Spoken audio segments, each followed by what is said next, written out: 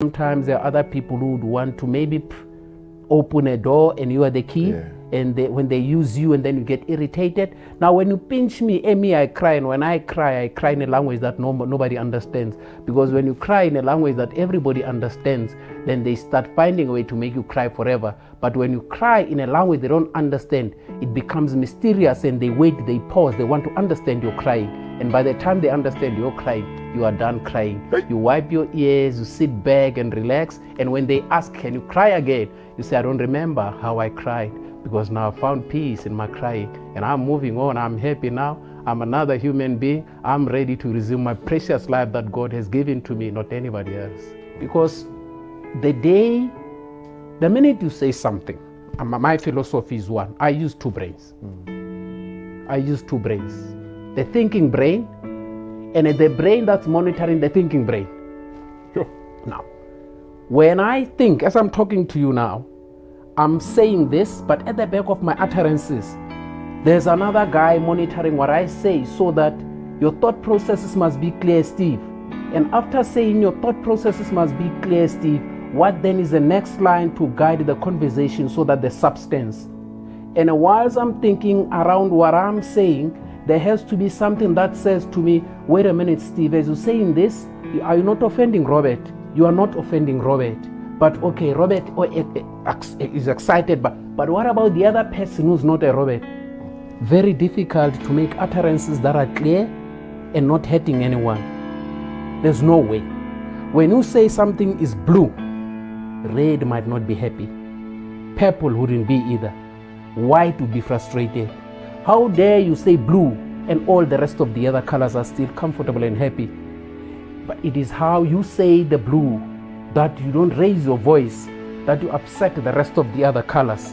You say blue, so that white, red, pink and yellow can feel the magnitude of their presence, bringing down the voice that says blue.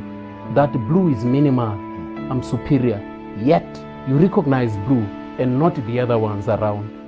There was a story of a baboon and a snake, they say. Now, this snake wanted to cross the road. They were on the same side of the road with the baboon. Right. The cars are going, whoosh, the baboon comes, the snake, and then the snake says, but why don't you put me on your back so that we can quickly run across? Because you have force, you have power with me, and the tar road is hot, man, we can't, so I will get bummed. The baboon says, you, must I trust you? Can I take you across?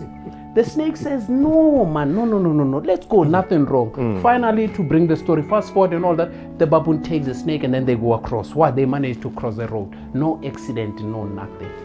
As soon as they reach the other side, the snake does what snake does better. Bites the baboon. The baboon says, my man, how can you? We had an agreement just 2 seconds before we crossed the road that you wouldn't do this to me. You know what the snake said? Even though my intentions were right, but it is just in my nature to bite. There is no way you can be trampling in mud and then you leave everybody clean and yourself. Never. No. George Bernard Shaw once said that if you wrestle with a pig, you're making a big mistake. Because as you wrestle with the pig, you know what? The pig is having fun. The pig loves it. And when you think you're fighting the pig, no, you're getting dirty. That thing is enjoying the mud. So they say never ever wrestle with the pig. So that parable then came to me, and then I said, you know what, Robert, I'm going to respond to you in a manner that's going to leave everybody secured. Right. Like Jesus Christ in his times, each time he had to talk to people about whatever was happening, he would never be specific in his references.